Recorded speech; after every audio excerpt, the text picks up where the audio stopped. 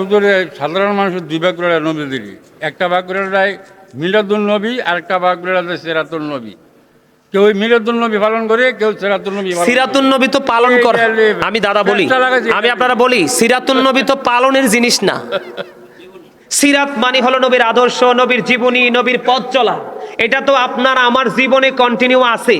এই আমার দিকে তাকান, এই আমারে দেখছেন, আমি আপনাকে দেখেই সালামটা দিয়ে দিলাম, এটাই তো সিরাত। সকালে ফজর পরে কোরআন নিয়ে বসে গেলাম, এটাই তো সিরাত।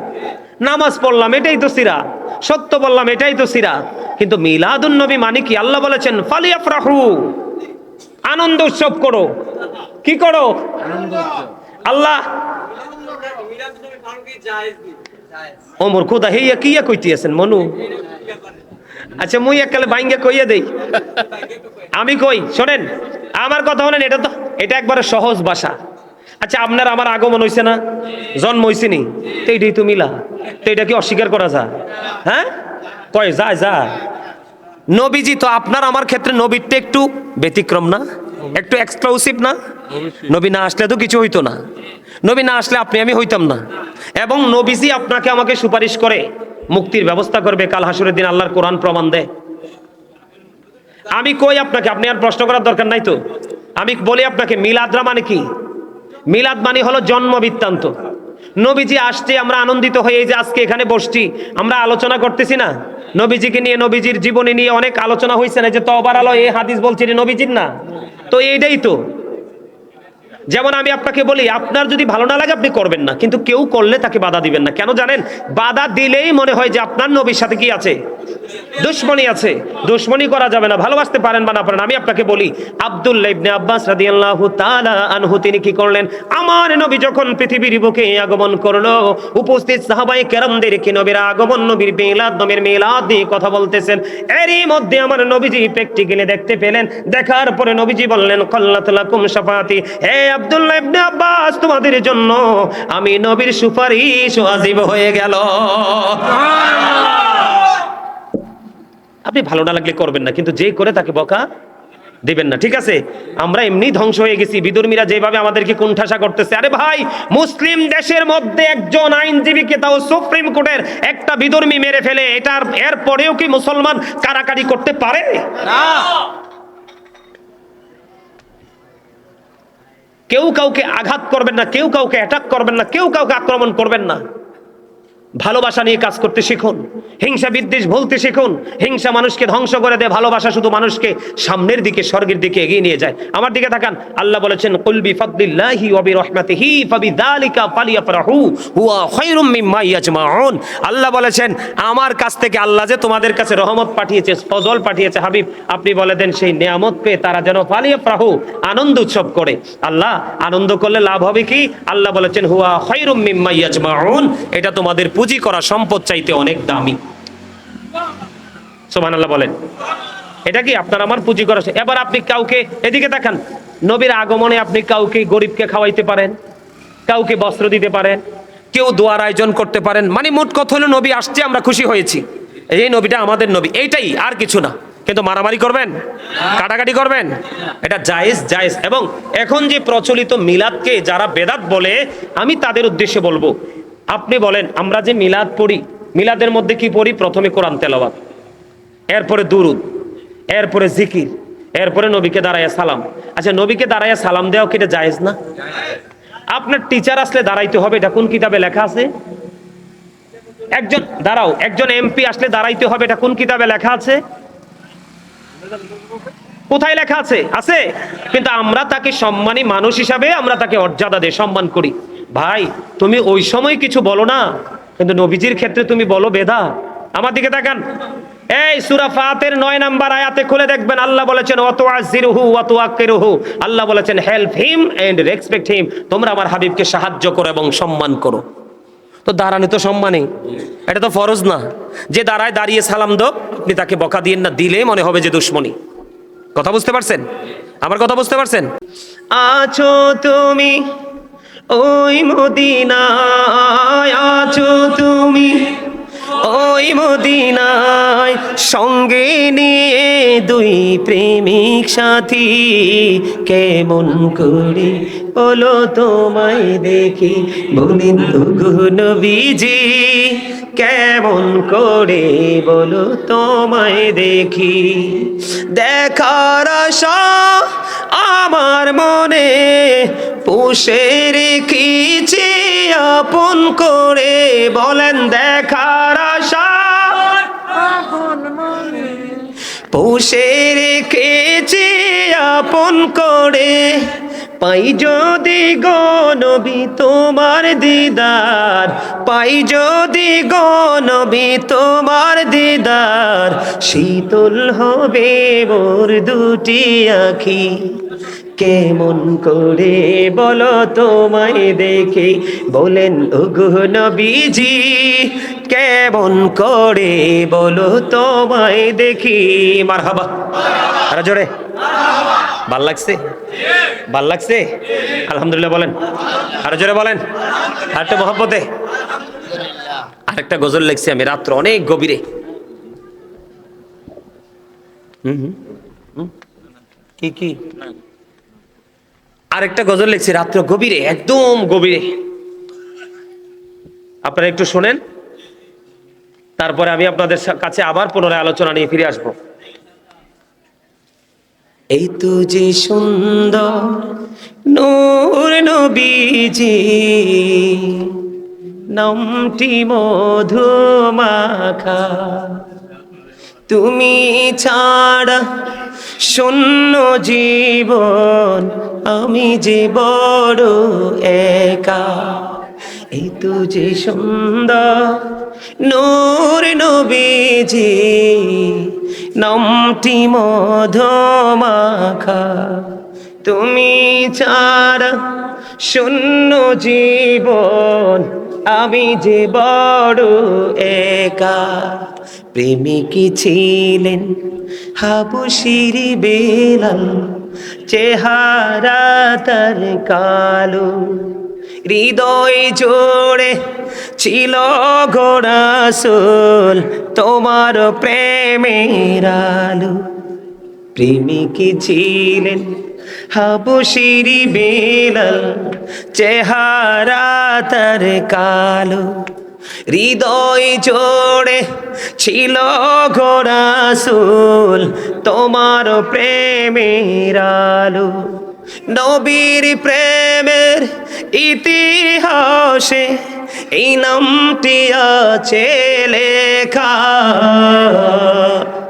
এই তো যে সুন্দর নূর নবীজি, নামটি মধু মাখা। মারহাবা বলে।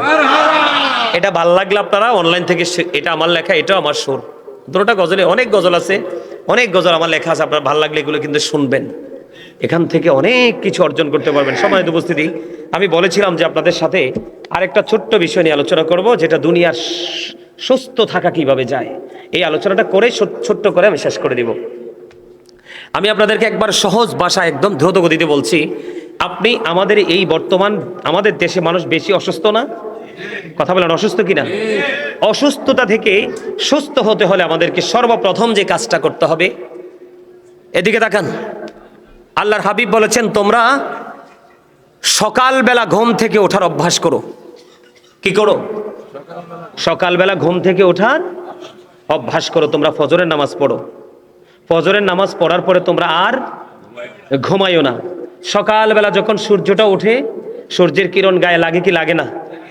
কথা বলবেন, একদিকে সকালবেলা উঠে যাবেন, উঠবেন, ওঠার পরে কিছু কাজ আছে, নামাজ পড়বেন, ফজর পরে জিকির আজকার করবেন, জিকির আজকার করার পরে আপনার সূর্য ওঠার পরে একটা নামাজ আছে, জানেন এটার নাম কি? ইশরাকের নামাজ। এই নামাজটা আপনারা পড়বেন।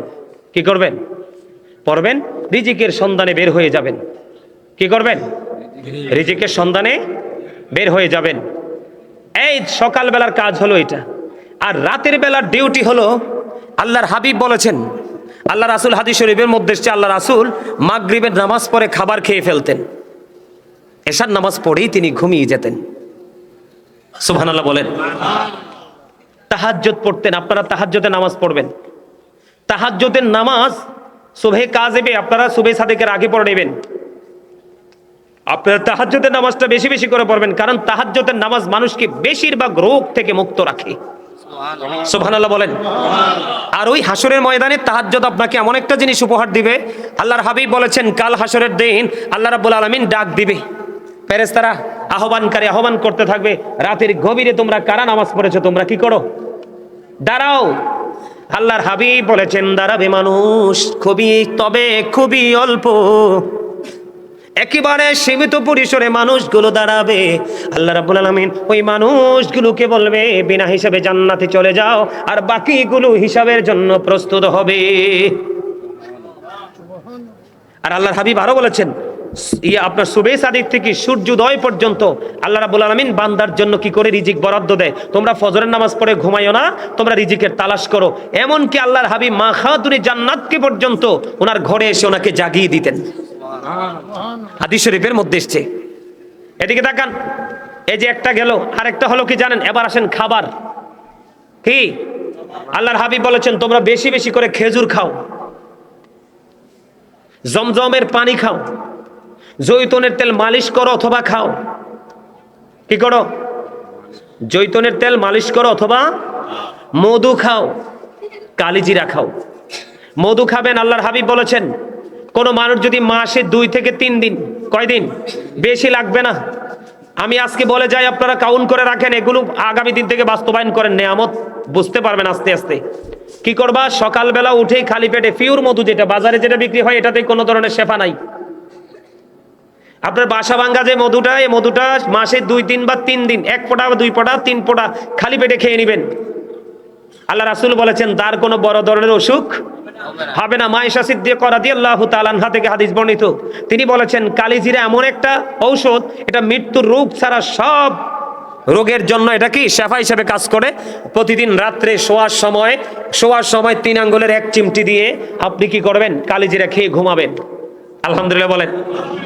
এবার আসেন, আমরা তো এগুলো খেতে পারলাম না, আমাদের সেই সাধ্য নাই খেজুর খাওয়ার, জৈতুনের তেল খাওয়ার, জমজমের পানি খাওয়ার। সাধারণভাবে আমরা খাবার খাবো, এই খাবারটা কিভাবে খাবো? এই মনু, এই গেইডে মনুরা, এই কথা বললো না ভাই, কথা বললো না, আমি একটু শেষ করে দিচ্ছি, কথা বললো না একটু। আচ্ছা মুই কইতে আছি, আমার দিকে তাকান, এদিকে তাকান। এবার ধরেন আমরা কেউ এগুলো খেতে পারবো না, আমাদের সেই তৌফিক নাই, আমরা গ্রামের মানুষ, একবারে প্রত্যন্ত অঞ্চলের মানুষ। এখন আমরা খাবার খাবো, খাবারটা কিভাবে খাবো? এই খাবারের মধ্যেও কিন্তু সুস্থতা শেফা রাসূল দিয়ে দিচ্ছেন আমাদেরকে। এখন বর্তমানে যেই দেশের নাম ইরান, এই দেশের একটা সময় নাম ছিল পারস্য। এখন বর্তমানে যেই দেশের নাম ইরান, এই দেশের নাম একটা সময় ছিল কি পারস্য। পারস্যের একজন চিকিৎসক আরবে আসছেন 2 বছর। 2 বছর তিনি বিচরণ করার পরে এই আরবের মধ্যে একটা লোকও তিনি অসুস্থ পান নাই। কি করেন নাই? একটা লোকও তিনি অসুস্থ পাননি।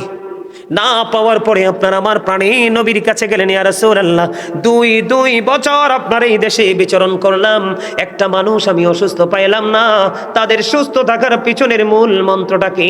আমার নবীজি বললেন তুমি মন্ত্র জানতে চাও? কয় হ জানতে চাই।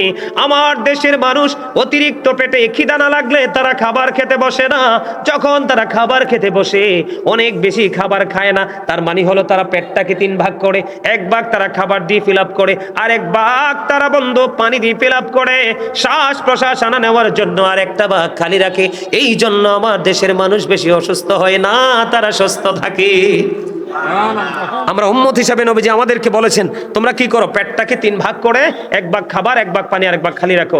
আপনাদেরকে মনে করাই দেই যুবক, তোমরা কি শিখো জানি না, তোমরা তো মোবাইল নিয়ে বেশি বেশি থাকতে পছন্দ করো, একটা মেসেজ পাইছো কিনা জানি না, বেশ মনে হয় যে বছর খানিক আগে ইংল্যান্ডের রানী মারা গেছে, ব্রিটিশ রানী 2য় এলিজাবেথ যখন মারা গেল, মারা যাওয়ার পরে ওনার জীবনের সুস্থতা নিয়ে একটা জরিপ হয়েছে, যে লন্ডনের মতো জায়গায় থেকে, এই দেশে থেকে তার এত লম্বা সময় তার কোনো ডাক্তারের কাছে যেতে হয়নি, পিছনের কারণটা কি?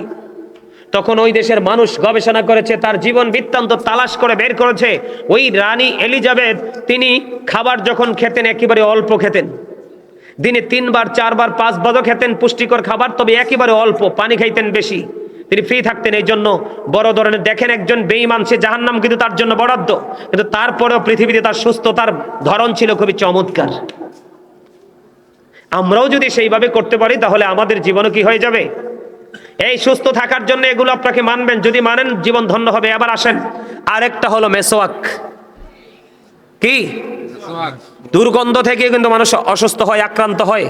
দুর্গন্ধকে দূর করার জন্য রাসূল বলেছেন বেশি বেশি করে মেসওয়াক করো। কি করো? বেশি বেশি করে মেসওয়াক করো। কারণ নবীজি বলেছেন আমার উম্মতের কষ্ট হবে, না হয় প্রত্যেক নামাজের আগে আমি বাধ্যতামূলক করে দিতাম মেসওয়াকটা। এটা হলো সুস্থ থাকার জন্য। আরেকটা হলো অনেক বেশি ধৈর্য ধারণ করতে হবে, অনেক বেশি ধৈর্যশীল হতে হবে। আল্লাহর হাবিব বলেছেন কুস্তি খেলায় যিনি বিজয়ী হয় তিনি শক্তিশালী নয়, ধৈর্যের খেলায় যিনি বিজয়ী হয় তিনি হলেন শ্রেষ্ঠ শক্তিশালী। আপনার মেজাজ কি হয়েছে? হট হয়ে গেছে, কন্ট্রোলিং আনতে পারতেছেন না। রাসূল বলে যদি বসে যাও, না বসার পরেও কন্ট্রোল হচ্ছে না, তুমি শুয়ে যাও, মাটিতে গড়াগড়ি দাও, কি হয়ে যাবে? ধৈর্য চলে আসবে, কন্ট্রোলিং এ চলে আসবে। আর বেশি বললাম না, এই ছোট্ট ছোট্ট কথাগুলো একটু মানার চেষ্টা করবেন, বিশেষ করে বেশি বেশি করে তওবা করবেন। সর্বশেষ বক্তব্য হলো, আমাদের বর্তমানে বাংলাদেশে আমাদের মুসলমানের অবস্থা বেশি একটা ভালো না। আমরা নিজেদের মধ্যে নিজেরা কামড়াকামড়ি করতেছি, নিজেদের গোস্ত নিজেরা খাওয়ার জন্য চেষ্টা করতেছি, নিজেদের রক্ত নিজেরা চষার জন্য চেষ্টা করতেছি। একটা মাত্র কারণ, সেটা হলো রাসূলের আদর্শ থেকে দূরে চলে যাওয়ার কারণে। সম্মানিত উপস্থিতি, একটা বাবা মা যদি কয়েকটা কাজ গুরুত্ব দিয়ে করতে পারে তাহলে সমাজ জাতি সব বেঁচে যাবে, আর না হয় ধ্বংস হয়ে যাবে। আল্লাহর হাবিব বলেছেন আদিবু আওলাদাকুম আলা সালাতি খিসালিন হুব্বি নবিকুম ওয়া হুব্বি আহলি বাইতিহি ওয়া আলা কিরাতিল কুরআন। রাসূল বলেছে তোমরা তোমাদের সন্তানদেরকে 3টি বিষয় শিক্ষা দাও। ফার্স্ট টাইম হলো হুব্বি নবিকুম, teach the love of the prophet, নবীর ভালোবাসা শেখাও। 2 নাম্বার হলো হুব্বি আহলি বাইতিহি, টিচ ফ্যামিলি লাভ, নবীর আহলে বাইতের ভালোবাসা শেখাও। 3 নাম্বার হলো ওয়া আলা কিরাতিল কুরআন, learn to recite the holy Quran. নবী সম্পর্কে আপনাদেরকে আমি ছোট্ট করে বলি, এদিকে তাকান। নবী সম্পর্কে আপনি যদি সত্যিকারের উম্মত হয়ে কবরে যেতে চান, আপনি নবীকে ফলো করতে হবে। ডক্টর আহমদ পেয়ারা বাগদাদি পীর সাহেব কেবলা শাহপুর দরবার শরীফের, আপনারা জানেন কিনা জানি না, মুরব্বীরা জানেন না? শাহপুর দরবার অনেক জাজরাইল একজন আল্লাহর ওলি ছিলেন, তিনি বসরা ইউনিভার্সিটির লেকচারার ছিলেন। উনি একটা বক্তব্য দিয়েছেন, of all the great religious personalities of all prophet Muhammad রাসূলুল্লাহ সাল্লাল্লাহু আলাইহি সাল্লাম ওয়াজ দ্য মোস্ট সাকসেসফুল। জোরে কোন সুবহানাল্লাহ। পৃথিবীতে যত বেশি নবী রাসূল এসেছে, সকল নবী রাসূলের মধ্যে ইমামতি থেকে রাজনীতি, প্রত্যেকটা সেক্টরে আপনার আমার নবী সফল। আমি আপনাকে বলি, আমেরিকার গবেষক মাইকেল এইচ হার্ট তিনি 100 জন প্রভাবশালীর তালিকা করেছেন, the 100 A ranking of the most influential person in the history. তিনি 100 জন প্রভাবশালীর তালিকা করেছেন। 100 জন প্রভাবশালীর মধ্যে তিনি ইনফ্লুয়েন্সিয়াল দ্বারা আপনার আমার নবীকে সবচেয়ে সেরা চ্যাম্পিয়ন হিসাবে কবুল করেছেন, বক্তব্য দিয়েছেন। মনে রাখবেন, Allah is all in all, follow his law and light for eternal success.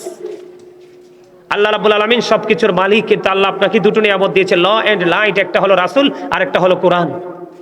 এই দুটোকে তোমরা আঁকড়ে ধরো, ফর ইটারনাল সাকসেস, তোমরা সফল হতে পারবা এবং চিরস্থায়ী সফলতা তোমার জন্য বরাদ্দ। সুবহানাল্লাহ। আর জোরে বলেন। তাহলে রাসূলকে ভালোবাসার দরকার আসেনি? আছে না নাই? আমি আর একটু সিম্পল ভাবে আপনাদেরকে বলি, আপনারা সবাই কালেমা পড়েন না? লা ইলাহা ইল্লাল্লাহু মুহাম্মাদুর রাসূলুল্লাহ সাল্লাল্লাহু আলাইহি ওয়াসাল্লাম। আমার দিকে তাকান, লা ইলাহা ইল্লাল্লাহ এটা একটা part, there is no god but Allah. সে আল্লাহ ব্যতীত কোনো উপাস্য নেই, কোনো ইলাহ নেই, এটা হলো তাওহীদ। সেকেন্ড যে অপশন, সেটা হলো মুহাম্মাদুর রাসূলুল্লাহ সাল্লাল্লাহু আলাইহি সাল্লাম ইজ দ্য মেসেঞ্জার অফ আল্লাহ, সেটা হলো আপনার আমার প্রাণের নবী। সুবহানাল্লাহ বলেন না? আল্লাহ যেখানে রাসূলও, ফরজ যেখানে সুন্নাতও, ঠিক না বলেন? তা আল্লাহ তো আল্লাহর হাবিবকে প্রত্যেকটা জায়গায় সুন্দর করে মিলিয়ে রেখে দিয়েছেন, কিন্তু আপনি আমি জুদা করার কে?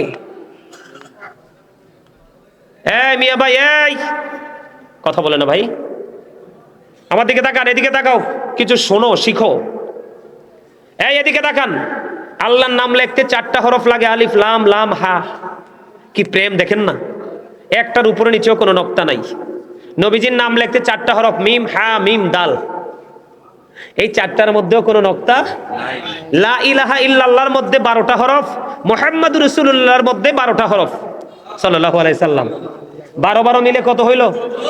আরো জোরে বলেন। 24। আল্লাহ কয় 24-এর সাথে মিল রেখে আমি একদিনে 24 ঘন্টা বরাদ্দ দিলাম। দেখছেন নি প্রেম কোথায়? আল্লাহর নামে 4 হরফ, রাসূলের নামে 4 হরফ, 4 মিলে কত হলো? 8। জান্নাত কয়টা? দেখছেন নি প্রেম? দেখছেন নি? তাইলে নবীর সাথে প্রেম রাখবেন তো, ভালোবাসা রাখবেন তো।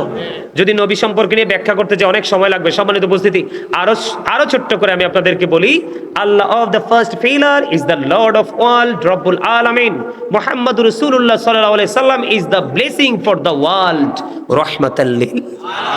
কি দারুণ না দাদা ভাই? রব্বুল আলামিন রাহমাতাল লিল। জুদা করণ যাইবনি আর যাবেন? তাহলে ফরজ ওয়াজিবের পাশাপাশি বেশি সুন্নত নফল পড়বেন তো, নবীকে ভালোবাসবেন তো। যারা নবীকে ছোট করে, খাটো করে, নবীকে অপমান করে কথা বলে, আমরা তাদের সাথে থাকবো না, একত্বতা পোষণ করব না। কারণ নবী যদি না পাই আমরা ইসলামের অস্তিত্ব খুঁজে পাবো না।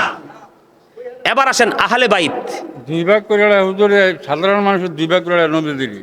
একটা ভাগ করে মিলাদুন নবী, আর একটা ভাগ করে সিরাতুন নবী। কেউ মিলাদুন নবী পালন করে, কেউ সিরাতুন নবী। সিরাতুন নবী তো পালন করে, আমি দাদা বলি, আমি আপনারা বলি, সিরাতুন নবী তো পালনের জিনিস না। সিরাত মানে হলো নবীর আদর্শ, নবীর জীবনী, নবীর পথ চলা। এটা তো আপনার আমার জীবনে কন্টিনিউ আছে। এই আমার দিকে তাকান, এই আমারে দেখছেন, আমি আপনাকে দেখেই সালামটা দিয়ে দিলাম, এটাই তো সিরাত। সকালে ফজর পরে কোরআন নিয়ে বসে গেলাম, এটাই তো সিরাত। নামাজ পড়লাম, এটাই তো সিরাত। সত্য বললাম, এটাই তো সিরাত। কিন্তু মিলাদুন নবী মানে কি? আল্লাহ বলেছেন ফালিয়াফরাহু, আনন্দ উৎসব করো। কি করো? আল্লাহ ওমর খোদা হেইয়া কিয়া কইতে আছেন মনু? আচ্ছা মুই এককালে বাইঙ্গে কইয়া দেই, আমি কই শোনেন, আমার কথা বলেন। এটা একবারে সহজ ভাষা। আচ্ছা আপনার আমার আগমন হইছে না, জন্ম হইছে নি, তো এইটাই তো মিলা। তো এটা কি অস্বীকার করা যায়? হ্যাঁ কয় যায়। নবীজি তো আপনার আমার ক্ষেত্রে নবীরটা একটু ব্যতিক্রম না, একটু এক্সক্লুসিভ না? নবী না আসলে তো কিছু হইতো না, নবী না আসলে আপনি আমি হইতাম না। এবং নবীজি আপনাকে আমাকে সুপারিশ করে মুক্তির ব্যবস্থা করবে কাল হাসুরের দিন, আল্লাহর কোরআন প্রমাণ দেয়। আমি কই আপনাকে, আপনি আর প্রশ্ন করার দরকার নাই তো। আমি বলি আপনাকে, মিলাদরা মানে কি? মিলাদ মানে হলো জন্ম বৃত্তান্ত। নবীজি আসছে, আমরা আনন্দিত হয়ে যে আজকে এখানে বসছি, আমরা আলোচনা করতেছি না নবীজিকে নিয়ে, নবীজির জীবনী নিয়ে অনেক আলোচনা হয়েছে না, যে তওবার আলো এই হাদিস বলছে নবীজির না, তো এইটাই তো। যেমন আমি আপনাকে বলি, আপনার যদি ভালো না লাগে আপনি করবেন না, কিন্তু কেউ করলে তাকে বাধা দিবেন না। কেন জানেন? বাধা দিলেই মনে হয় যে আপনার নবীর সাথে কি আছে? দুশমনি আছে। দুশমনি করা যাবে না, ভালোবাসতে পারেন বা না পারেন। আমি আপনাকে বলি, আব্দুল্লাহ ইবনে আব্বাস রাদিয়াল্লাহু তাআলা আনহু তিনি কি করলেন? আমার নবী যখন পৃথিবীর বুকে আগমন করলো, উপস্থিত সাহাবায়ে কেরামদেরকে নবীর আগমন, নবীর মিলাদ, নবীর মিলাদ নিয়ে কথা বলতেছেন। এরই মধ্যে আমার নবীজি প্র্যাকটিক্যালি দেখতে পেলেন। দেখার পরে নবীজি বললেন, কাল্লাত লাকুম শাফাতি, হে আব্দুল্লাহ ইবনে আব্বাস, তোমাদের জন্য আমি নবীর সুপারিশ ওয়াজিব হয়ে গেল। আপনি ভালো না লাগলে করবেন না, কিন্তু যে করে তাকে বকা দিবেন না, ঠিক আছে? আমরা এমনি ধ্বংস হয়ে গেছি, বিধর্মীরা যেভাবে আমাদেরকে কুণ্ঠাসা করতেছে। আরে ভাই, মুসলিম দেশের মধ্যে একজন আইনজীবীকে, তাও সুপ্রিম কোর্টের একটা বিধর্মী মেরে ফেলে, এর পরেও কি মুসলমান কারাকারি করতে পারে? না। কেউ কাউকে আঘাত করবেন না, কেউ কাউকে অ্যাটাক করবেন না, কেউ কাউকে আক্রমণ করবেন না। ভালোবাসা নিয়ে কাজ করতে শিখুন, হিংসা বিদ্বেষ ভুলতে শিখুন। হিংসা মানুষকে ধ্বংস করে দেয়, ভালোবাসা শুধু মানুষকে সামনের দিকে, স্বর্গের দিকে এগিয়ে নিয়ে যায়। আমার দিকে তাকান, আল্লাহ বলেছেন, কুল বিফাদলিল্লাহি ওয়া বিরহমাতিহি ফাবিযালিকা ফালিয়াফরাহু হুয়া খায়রুম মিম্মা ইয়াজমাউন।